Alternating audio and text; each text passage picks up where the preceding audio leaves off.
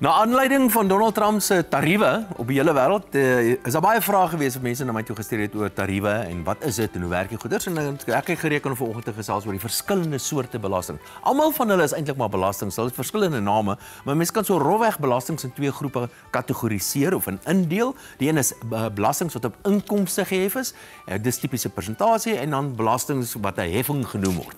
Maar uit Poejan is almal eintlik belastings. Maar kom ons gaan deur 'n paar bekende inkomstebelastings is van die bekendste, dis tipiese persentasie, persoonlike inkomstebelasting, maatskappy inkomstebelasting, hereregte en boedelbelastings.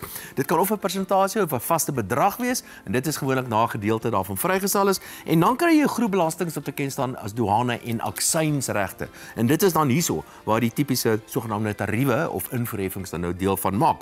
Nou 'n invoerheffing, dit kan ook genoem word 'n tarief of 'n invoerheffing, of natuurlik ook 'n aksiesreg, of dit staan ook bekend as douaneregte. Nou aksiesregte is tipies belasting wat gehef word op sê net maar sigarette en op drank, en dit is tipies 'n vaste bedrag, 'n aksiesreg.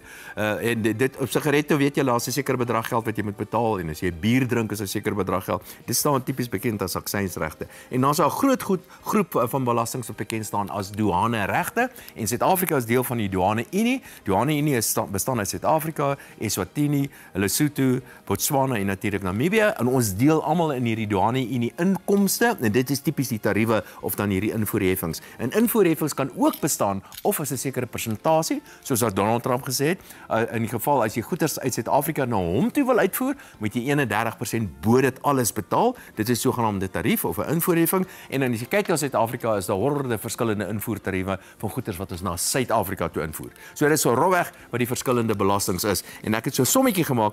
Het julle geweet daar is meer as 100 belastings? En hulle het sê eendag vir my dat die belastings is soos 'n omgaanse of 'n vere by 'n gaans te kry. Jy wil soveel as moontlik vere kry met so min as moontlik vlerk geklap.